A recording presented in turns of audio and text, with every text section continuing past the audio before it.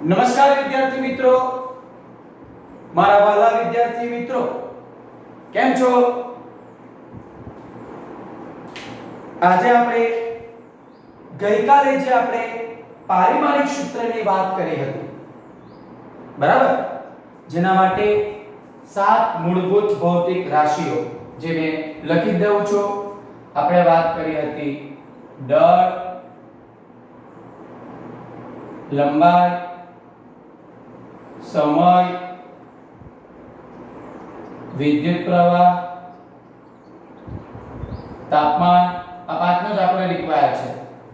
દળ, બરાબર છે, જેને આપણે એકમ કિલોગ્રામ, પારિમાણિક એનું જે સૂત્ર માટે આપણે જો ઉપયોગ કરીએ છીએ એ કેપિટલ M.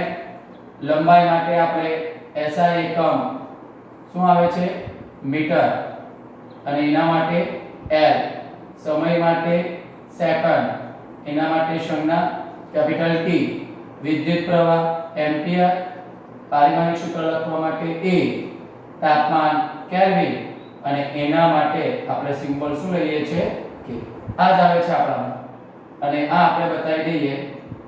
આ SI એકમ અને આ પારિમાણિક સંજ્ઞા ભૌતિક રાશિ પાછી બતાવી છે. સાતનું કોઈ રિક્વાયર નથી. ચાલો, તો ગઈકાલે જે જોઈ હતી એમાં જે મહત્વની છે બળ અને કાર્ય, એ વળી પાછો હું તમને બતાવી દઉં છું. એટલે આપણે અહીંયા લઈએ છીએ બળ F બરાબર ma. કોઈ પણ ભૌતિક રાશિનું પારિમાણિક સૂત્ર તમારે લખવું હોય તો એ ભૌતિક રાશિનો તમને એકમ ખ્યાલ હોવો જોઈએ, અને એકમ આવે એટલે એના ઉપરથી એની પારિમાણિક સંજ્ઞા કઈ વાપરવાની તે આપણને ખ્યાલ આવી જાય. અને એકમ આવડે એટલે એના પર જે ઘાત છે એ ઘાત ખાલી આપણે પારિમાણિક સંજ્ઞા ઉપર આપી દેવાની, એટલે આપણા પારિમાણિક સૂત્ર તૈયાર થઈ જાય. ચાલો, તો બળ F ma. m એટલે દળ છે, એટલે કિલોગ્રામ, અને ગઈકાલે આપણે વાત કરી હતી પ્રવેગ, એટલે આપણને શું મળે છે? મીટર પ્રતિ સેકન્ડ સ્ક્વેર. ઓકે, ચાલો, એટલે આ મળી ગયો. અને વૈજ્ઞાનિક ન્યૂટનની યાદમાં એનો SI એકમ શું લઈએ છે? ન્યૂટન. ચાલો, તો પારિમાણિક સૂત્ર લખવા માટે હંમેશા કૌંસ બ્રેકેટની અંદર બતાવવાનું આ રીતે. કિલોગ્રામ એ કોનું પરિમાણ છે? દળ, અને એના માટે પારિમાણિક સંજ્ઞા કેટલી છે? Capital M. કઈ છે? M. એની કેટલી ઘાત છે? કઈ નથી, એટલે 1. મીટર એ અંતર માટેનું છે, લંબાઈ માટેનું છે, પારિમાણિક સંજ્ઞા L. કેટલી ઘાત છે? 1. છેદમાં સમયની 2 ઘાત છે, પણ ઉપર જાય એટલે શું લખાય? -2. સમય માટે T છે. આવી ગયું? આ બતાવી દીધી આપણે બળ. ચાલો, એના પરથી જઈએ છીએ આપણે આ કાર્ય. કાલે બતાવી જ હતી, રિપીટ કરું છું. વર્ક કાર્ય બરાબર બળ ગુણ્યા સ્થાનાંતર. બળ એટલે F, સ્થાનાંતર એટલે ડિસ્પ્લેસમેન્ટ એટલે D. લખી દેવો. બળનો એકમ ઉપરથી જો લખીએ છીએ ન્યૂટન ઇન્ટુ મીટર, અથવા તમારે બતાવવો હોય તો ન્યૂટન એટલે kilogram metre per second square, અને એની સાથે ગુણકમાં શું છે? મીટર. એટલે તમારું મીટર થઈ ગયું. આ કિલોગ્રામ મીટર સ્ક્વેર પ્રતિ સેકન્ડ સ્ક્વેર, અને વૈજ્ઞાનિક જૂલની યાદમાં એનો એકમ આપણે શું લઈએ છીએ? જૂલ. જે એટલે જૂલ, અને આ બંને સરખા છે. ચાલો, તો ફટાફટ એનું પારિમાણિક સૂત્ર લખી દઈએ. વર્ગ, બરાબર છે. ચાલો, કિલોગ્રામ એટલે એના માટે પારિમાણિક સંજ્ઞા m, એની ઘાત છે 1. મીટર એટલે અંતર, લેન્થ L, એની ઘાત છે 2. છેદમાં સમય ઉપર જાય તો -2. ચાલો, હવે જુઓ, આટલે સુધીની તો આપણે જોઈ હતી. હવે આપણે જોઈએ છીએ કે બળ F ma. એટલે બળ એટલે F, સ્થાનાંતર એટલે ડિસ્પ્લેસમેન્ટ એટલે D. લખી દેવો. બળનો એકમ ઉપરથી જો લખીએ છીએ ન્યૂટન ઇન્ટુ મીટર, અથવા તમારે બતાવવો હોય તો ન્યૂટન એટલે kilogram metre per second square, અને વૈજ્ઞાનિક જૂલની યાદમાં એનો એકમ આપણે શું લઈએ છીએ? જૂલ. જે એટલે જૂલ, અને આ બંને સરખા છે. ચાલો, તો ફટાફટ એનું પારિમાણિક સૂત્ર લખી દઈએ. વર્ગ, બરાબર છે. ચાલો, કિલોગ્રામ એટલે એના માટે પારિમાણિક સંજ્ઞા m, એની ઘાત છે 1. મીટર એટલે અંતર, લેન્થ L, એની ઘાત છે 2. છેદમાં સમય ઉપર જાય તો -2. ચાલો, હવે જુઓ, આટલે સુધીની તો આપણે જોઈ હતી. ગઈકાલે મેં વાત કરી હતી કાર્ય એટલે કે ઊર્જા. ચાલો તો ઊર્જાની વાત કરીએ છીએ કે એની અંદર હું સૌપ્રથમ લેવું છું આ ગતિ ઊર્જા. કઈ લઈએ છીએ આપણે? ગતિ ઊર્જા. તો ગતિ ઊર્જા એટલે અંગ્રેજીમાં કહીએ છીએ કાઇનેટિક એનર્જી. અને ગતિ ઊર્જાનું સૂત્ર આપણે ભણ્યા છે દળ, વેગનો વર્ગ, એનો ગુણાકાર, એના અડધા મૂલ્યને આપણે શાના તરીકે ઓળખીએ છીએ? ગતિ ઊર્જા. આ દળ છે, વેગનો વર્ગ છે, સંખ્યા છે. સંખ્યાનું પરિમાણ હોતું નથી. એટલે દળ માટે એકમ લખીએ છીએ કિલોગ્રામ. વેગ માટે એકમ આવે છે મીટર પર સેકન્ડ. અને એનો વર્ગ એટલે ઉપર લખીએ છીએ સ્ક્વેર. કૌંસ છોડી દો. કિલોગ્રામ અહીંયા આવે મીટર સ્ક્વેર છેદમાં સેકન્ડ સ્ક્વેર. એક લખું છું, છેદને જુઓ, અંશમાં લખવું હોય તો કેવી રીતે લખાય? -2. પણ એ તો ઉપરનો જે એકમ આવ્યો જૂલ. એટલે ગતિ ઊર્જામાં તેની કાર્યમાની સૂત્ર તો ઉપરનું જ થવાનું. ચાલો શું થવાનું? k બરાબર દળ જેનું પરિમાણ છે 1, અંતર જેનું પરિમાણ છે 2, સમય જેનું પરિમાણ છે -2. તમને એકમ લખવા માટે સૂત્ર અને એનો પારિમાણિક સૂત્ર લખવા માટે એનો એકમ અને સૂત્ર આવડતું હોવું જોઈએ. તો આરામથી લખાશે. નવું કંઈ નથી, બધી જ વિગત હું બતાવું છું. બરાબર? ચાલો પછી આપણે ભણીએ તે પ્રમાણે સ્થિતિ ઊર્જા. તેનો પોટેન્શિયલ એનર્જી કહેવાય U. એનું સૂત્ર આવે mgh. આ પણ તમે ભણ્યા છે. m એટલે દળ, g એટલે અહીંયા આવે ગુરુત્વ પ્રવેગ જ છે, અને h એટલે ઊંચાઈ. ચાલો તો એકમ લખીએ. દળનો એકમ કિલોગ્રામ. પ્રવેગનો એકમ આપણે અહીંયા લખ્યો.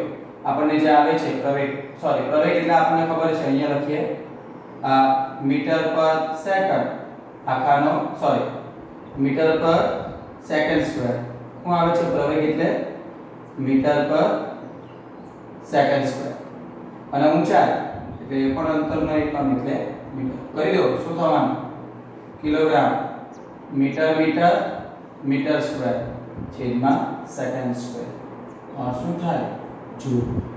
એટલે u બરાબર શું થઈ ગયું દીકરાઓ? m1 l2 t - 2. કોઈ પણ ઊર્જા લો, બધી નથી બતાવતો કે કોઈ પણ ઊર્જા લો. આ રાશિ બધી અલગ અલગ છે. સ્થિતિ ઊર્જા અલગ, ગતિ ઊર્જા અલગ, કાર્ય, પરંતુ એનું પરિમાણ અને એકમ કેવા થાય છે? સરખા થાય છે. અને કેવી રીતે લખી શકાય એની વાત મેં તમને અહીંયા બતાવી છે. બરાબર છે? ચાલો નવું જે તમે 10મા ધોરણની અંદર ભણ્યા છે એવી એક નવી ભૌતિક રાશિ લઈએ છીએ. એને લખીએ છીએ બળનો આઘાત, જેને કહેવામાં આવે છે ઇમ્પલ્સ. અને બળનો આઘાત I બરાબર બળ લાગતું હોય ત્યારે બળનો સમય સાથેનો ગુણાકાર બળનો આઘાત આપે. ધોરણ 10 ની અંદર કે 9 ની અંદર આવી ગયું છે. બળ એટલે આપણે લખીએ છીએ F. એકમ નથી લખતા, સૂત્ર બનાવીએ. સમય એટલે શું થવાનું? T. બળનો એકમ આપણી પાસે છે. શું લખાય? બળ F એટલે ન્યૂટન. સમય એટલે સેકન્ડ. ન્યૂટનનું ડાયરેક્ટ લખતા ન આવડતું હોય તો ન્યૂટનની જગ્યાએ શું લખવું જરા જોઈ લેજો. ન્યૂટનની જગ્યાએ શું આવે? Kilogram metre per second square. જોઈ લો, આવું છે જ. Kilogram metre per second square. કોની જગ્યાએ? ન્યૂટન. એની સાથે ગુણાકારમાં શું છે? સેકન્ડ. ચાલો તો 1 સેકન્ડ કેન્સલ આઉટ એટલે શું આવી ગયું? કિલોગ્રામ મીટર પર સેકન્ડ અથવા કિલોગ્રામ મીટર સેકન્ડ -1 અથવા ન્યૂટન ઇન્ટુ સેકન્ડ. ચાલો તો પારિમાણિક સૂત્ર લઈ લો. ચાલો અહીંયા કિલોગ્રામ એટલે m1, મીટર એટલે l1 અને સમય રેશિયો કેટલા થવાના? -1. તો આ થઈ ગઈ દીકરાઓ કોનું? ઇમ્પલ્સ એટલે કે બળના આઘાતનું. બરાબર. ચાલો આગળ જઈએ છે. ઉપરનું જે આ 5 પરિમાણ જે સૂત્ર જે દર્શાવવા માટે રાખીએ છીએ, ચાલો તમને કામ લાગશે. એને આપણે બ્રેકેટ કરી લઈએ. ચાલો નવી ભૌતિક રાશિ લઈએ છીએ. ચાલો કઈ લઈએ છીએ અહીંયા? આ વેગમાન એ પણ આવી ગયું છે કે દળ અને વેગના ગુણાકારને વેગમાન તરીકે ઓળખવામાં આવે છે. કોનું? દળ અને વેગનો ગુણાકાર. દળ એટલે m, વેગ એટલે v. દળનો એકમ લખો દીકરાઓ. શું થવાનો? કિલોગ્રામ. વેગનો એકમ મીટર પર સેકન્ડ. આ બધું આવી જ ગયું છે એટલે થોડું ઝડપથી જોઈએ છે. તમારે બોર્ડ ઉપર ધ્યાન રાખવાનું એટલે તમને ખબર પડતી જશે. ચાલો તો પારિમાણિક સૂત્ર kilogram metre per second. Kilogram metre per second એટલે બીજો એકમ શું થાય? ન્યૂટન ઇન્ટુ સેકન્ડ તમે લખી શકો છો. કયો એકમ? Newton into second. અને એ જ કિલોગ્રામ મીટર પર સેકન્ડ થશે. ચાલો તો જુઓ આ વેગમાનનું પારિમાણિક સૂત્ર કિલોગ્રામ એટલે m, એની ઘાત આપવાની 1, મીટર એની ઘાત છે 1 અને સમયની પણ કેટલી છે? -. એટલે આ આવી ગયું તમને વેગમાન. બરાબર છે. ચાલો હવે આપણે ભણ્યા તે જ રાશિ હું કરાવું છું. બાકીના માટે તમારે જે કંઈ પણ તમારે પારિમાણિક સૂત્ર લખવાના હોય એનું સૂત્ર અને એને એકમ જોઈ લો એટલે તમને કયું પરિમાણનો ઉપયોગ કરવાનો એ ખબર પડી જશે.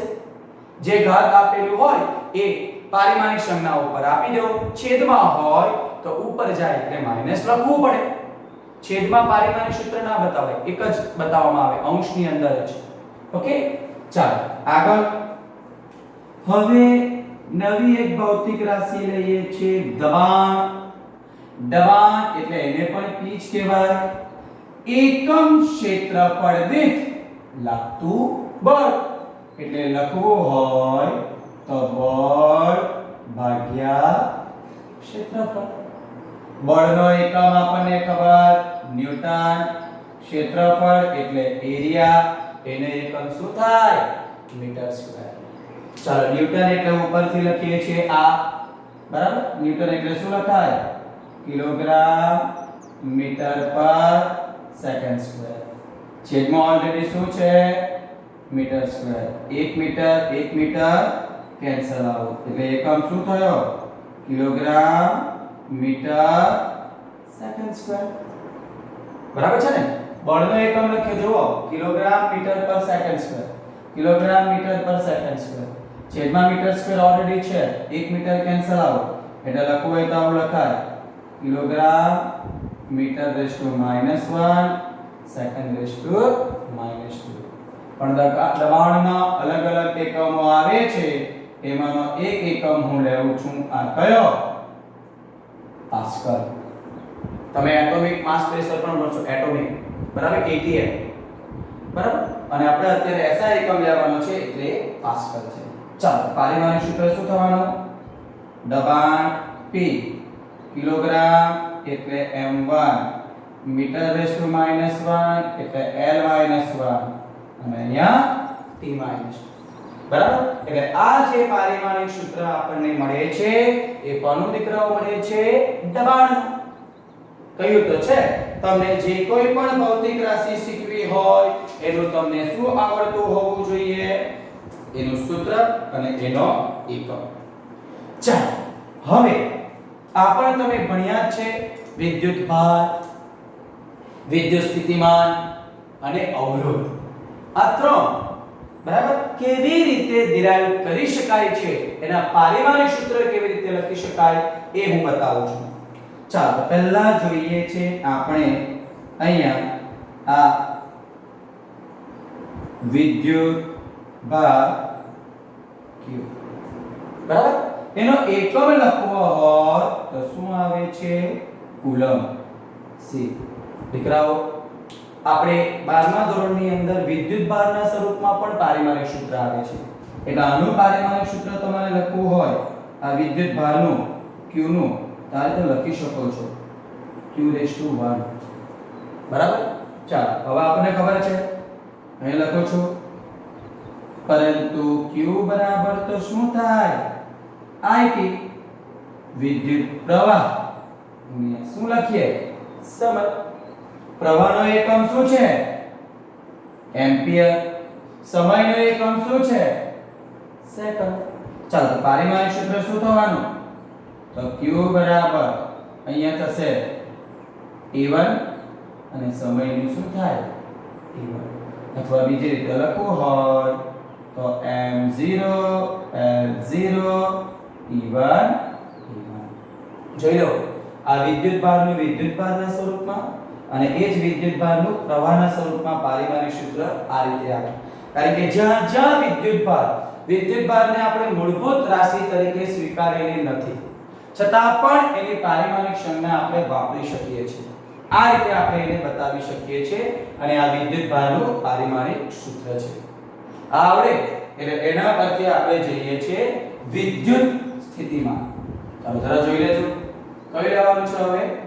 વિદ્યુત સ્થિતિમાન.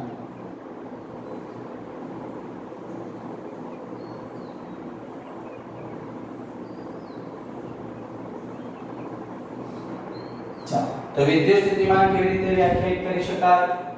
તો એની વ્યાખ્યા તમને આવડતી હોવી જોઈએ. વિદ્યુત સ્થિતિમાન અથવા વિદ્યુત સ્થિતિમાનનો તફાવત કેપિટલ V છે, પેલું સ્મોલ v એટલે વેલોસિટી. તો વિદ્યુત સ્થિતિમાન એટલે એકમ વિદ્યુત ભાર દીઠ થતું કાર્ય. કોના દીઠ? એકમ વિદ્યુત ભાર દીઠ થતું કાર્ય. હવે કાર્યનો એકમ તો અત્યારે જ આપણે ભણ્યા, જૂલ. અને વિદ્યુત ભારનો એકમ શું આવે? કુલમ. ચાલો તો જૂલ એટલે તમારે લખવું હોય તો હવે તમને યાદ રહી જવું જોઈએ કિલોગ્રામ મીટર સ્ક્વેર પ્રતિ સેકન્ડ સ્ક્વેર. અને કુલમ એટલે અહીંયા આપણે લખીએ છીએ C. બરાબર છે? અને વૈજ્ઞાનિક વોલ્ટાની યાદમાં એનો એકમ લખવામાં આવે છે વોલ્ટ, એટલે કે V. ઓકે, ચાલો એનું પારિમાણિક સૂત્ર તૈયાર કરી દઈએ. તો પારિમાણિક સૂત્ર તૈયાર કરવાનું છે આપણે V નું. ચાલો V બરાબર આપણે શું લખવાના? કિલોગ્રામ એટલે m1, મીટર સ્ક્વેર એટલે l2, સેકન્ડ સ્ક્વેર છેદમાં છે અંશમાં જાય તો -2, અને C એટલે કુલમ, અને કુલમમાં તે પારિમાણિક સૂત્ર સંજ્ઞા શું વાપરી? Q, અને અંશમાં જાય તો -1. આ જે તમને પારિમાણિક સૂત્ર મળ્યું એ વિદ્યુત ભારના સ્વરૂપમાં મળ્યું. કોના સ્વરૂપમાં મળ્યું? વિદ્યુત ભાર. પરંતુ આપણને તો ખબર છે વિદ્યુત ભાર Q બરાબર તો IT થાય, અને એનું પારિમાણિક સૂત્ર તો આપણને ખબર છે E1 T1. પણ આપણી ઘાત કેટલી છે? -1. એટલે Q ને કેટલી ઘાત આપી દઈએ? -1. એટલે e raised to -1 t raised to -1. એ કિંમત આપણે આમાં મૂકીએ. ચાલો તો શું થાય? તો અહીંયા V બરાબર m1 l2 t-2 q -1 ની જગ્યાએ લખું છું a -1 t-1. -2 -1 -3 અને એ m રહેશે. એટલે પારિમાણિક સૂત્ર જો m1 l2 t-2 t-1 t-3 અને અહીંયા આવે e -1, અને આ લખી દેવાનું કયા સ્વરૂપમાં? વિદ્યુત પ્રવાહના સ્વરૂપમાં. જોડી દો, સરળ જ છે. કહ્યું તે પ્રમાણે વિદ્યુત સ્થિતિમાન તમારા માટે નવી ભૌતિક રાશિ નથી. આવી ગયું છે સાયન્સમાં, બરાબર છે? વિજ્ઞાન અને ટેકનોલોજીની અંદર, ફિઝિક્સના પોર્શનની અંદર. અને એનું સૂત્ર તમને ખબર છે, એનું એકમ ખબર છે, પણ પારિમાણિક સૂત્ર એ આ રીતે ડિરાઈવ કરી શકો છો. ખ્યાલ આવશે? અને એક અંતિમ ભૌતિક રાશિ આપણે લઈ લઈએ છીએ, એક અંતિમ બરાબર છે? એક અંતિમ ભૌતિક રાશિ જે આપણે લઈએ છીએ વિદ્યુત અવરોધ. કયો લઈએ છીએ? વિદ્યુત અવરોધ. અને ઓહમના નિયમ પરથી આપણને એનું સૂત્ર ખબર છે. V ના છેદમાં I વિદ્યુત સ્થિતિમાન અને પ્રવાહનો ગુણોત્તર અચળ રહે છે. કે પ્રવાહ એ લગાડવામાં આવેલા વિદ્યુત સ્થિતિમાનના તફાવતના શું હોય? સપ્રમાણમાં. ઓહમનો નિયમ છે. એટલે R બરાબર V upon I. ચાલો જોજો દીકરા. તો આપણી પાસે આ જે V છે વિદ્યુત સ્થિતિમાન છે. બરાબર? આ શું છે? વિદ્યુત સ્થિતિમાન. અને છેદમાં શું છે? વિદ્યુત પ્રવાહ. તો વિદ્યુત સ્થિતિમાનનો એકમ શું છે? તો વિદ્યુત સ્થિતિમાનનો એકમ અહીંયા આપણે એક લખીએ. કયો? વોલ્ટ. એકમ લખતા છે. અને વિદ્યુત પ્રવાહનો એકમ એમ્પિયર. એક આ એકમ છે. હવે વોલ્ટ એટલે વળી પાછું શું થાય? જૂલ પ્રતિ કુલમ. જ્યાં V બરાબર જૂલ પ્રતિ કુલમ લેવો. એટલે R નો એકમ શું થવાનો? જૂલ પ્રતિ કુલમ ઇન્ટુ એમ્પિયર. પણ જ્યારે તમારો પ્રવાહ અને વિદ્યુત ભાર સાથે આવે તો વિદ્યુત ભારને પ્રવાહની અંદર કન્વર્ટ કરી નાખવાનો. બરાબર? પરંતુ અહીંયા C એટલે શું છે? વિદ્યુત ભાર. અને એનું સૂત્ર શું આવે? IT. અને IT એટલે શું લખાય? Ampere into second. C વિદ્યુત ભાર છે અને વિદ્યુત ભાર Q બરાબર IT. કારણ કે આપણે વિદ્યુત ભારને પણ પ્રવાહમાં ફેરવવાનો છે. એટલે I into T ampere into second. એટલે C ની જગ્યાએ શું મૂકવાના? Ampere into second. એટલે નવો એકમ શું આવવાનો? જૂલ. Ampere into second. કોની જગ્યાએ? C. અને છેદમાં ઓલરેડી એમ્પિયર છે. એમ્પિયર એટલે joule into second into ampere square.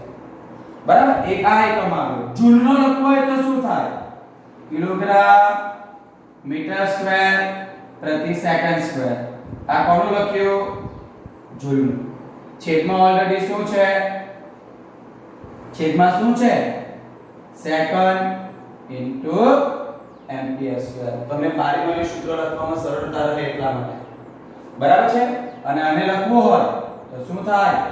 Kilogram metre square છેદમાં second cube into ampere square. પણ આપણે તો યાદ રાખવાનું છે આટલું જ. જૂલ પ્રતિ કુલમ ઇન્ટુ એમ્પિયર. પરંતુ આપણને ખબર છે વૈજ્ઞાનિક ઓહમની યાદમાં એનો એકમ ઓહમ અને એનું સમીકરણ એટલે કે એની સિમ્બોલ સંજ્ઞા ઓમેગા દર્શાવવાનો.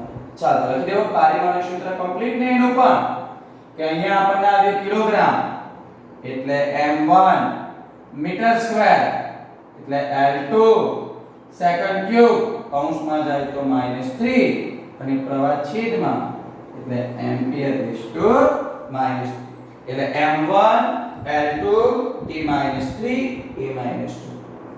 બરાબર?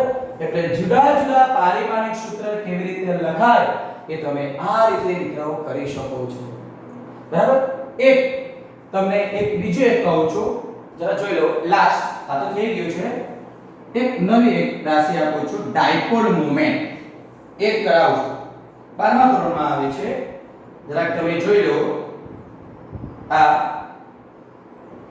ડાયપોલ મોમેન્ટ P બરાબર એનું સૂત્ર આવે છે twice a into q. આ twice a જે છે એ અંતર છે અને q શું છે? વિદ્યુત ભાર. લખી દીધું. જ્યાં twice a બે વિદ્યુત ભારો વચ્ચેનું અંતર અને q શું છે? વિદ્યુત ભાર. ચાલો હવે અંતર એનો એકમ તો આપણને બધાને ખબર. મીટર. વિદ્યુત ભાર એનો એકમ પણ ખબર. કુલમ એટલે લખવું હોય તો કુલમ ઇન્ટુ મીટર. બરાબર? ચાલો પારિમાણિક સૂત્ર લખી દઈએ. તો કેવી રીતે લખવાનું? તો P બરાબર ડાયપોલ મોમેન્ટ P બરાબર કુલમ એટલે q રેઝ ટુ 1 મીટર એટલે L1 અથવા બીજી રીતે લખવું હોય તો m0 L1 T0 Q1 કયા સ્વરૂપમાં આવ્યું વિદ્યુત ભારના સ્વરૂપમાં પણ q ની જગ્યાએ શું લખાય it અને q બરાબર એમ્પીયર ઇન્ટુ સેકન્ડ અને એનું પરિમાણ શું છે e1 t1 એટલે q ની જગ્યાએ શું લખીએ જોઈ લો તો q ની જગ્યાએ જે આપણે લખવાનું છે એ m0 L1 T0 q ની જગ્યાએ e1 t1 કોની જગ્યાએ લખ્યું q ની જગ્યાએ ચાલો તો અહીંયા t1 t0 એટલે t1 t1 એક જ છે તો તમને મળી ગયું m0 L1 t1 બરાબર ચાલો તો વિદ્યાર્થી મિત્રો આ ઘણી બધી ભૌતિક રાશિના આપણે પારિમાણિક સૂત્ર કેવી રીતે એના એકમ અને પરથી લખી શકાય એ સરળતાથી તમે આ 7 રાશિ આવડતી હોય ને અહીંયા પાંચ જ બતાવી છે તો તમે આરામથી તમે આ પારિમાણિક સૂત્ર યાદ રાખી શકો છો ગોખવાની જરૂરિયાત નથી સમજ ખાલી એટલી જ કેળવવાની છે જે કોઈ પણ ભૌતિક રાશિનું પારિમાણિક સૂત્ર મેળવવાનું હોય તો એનો એકમ તમને આવડતો હોવો જોઈએ અથવા જે કોઈ પણ ભૌતિક રાશિ એનું સૂત્ર આવડતું હોય તો એ સૂત્ર પરથી એનો એકમ ડિરાઈવ કરી દો અને એ એકમની અંદર આવતી ભૌતિક રાશિ એની સંજ્ઞાને SI એકમ પરથી એનો પારિમાણિક સંજ્ઞાનો ઉપયોગ કરીને એને જે કંઈ પણ ઘાત હોય અંશમાં હોય તો પ્લસ જ લખીએ છેદને અંશમાં ચડાવીએ તો માઈનસ લખાય છે ચાલો વિદ્યાર્થી મિત્રો તો અહીંયા આપણો પારિમાણિક સૂત્રનો ટોપિક છે એ પૂરો થાય છે પારિમાણિક સૂત્ર માટેની ઘણી બધી રાશિઓ આવે છે બધી આપણે ડિરાઈવ કરીને મેળવવાની હોય તો મેળવી શકાય છે પણ તમારે જાતે કરવાનું કે જેથી તમને કોન્સેપ્ટ ક્લિયર થાય અને ના આવડે તો તમે મને પૂછી શકો છો ઓકે ચાલો તો આટલી ભૌતિક રાશિ પરથી બાકીની જે તમે ભણ્યા છે અને તમને આના સિવાયની કોઈ યાદ આવતી હોય તો એનો એકમ જાણીને એનો પારિમાણિક સૂત્ર લખવાનો પ્રયત્ન કરો બરાબર ચાલો આજે આટલો જ રાખીએ છીએ ઓકે થેન્ક યુ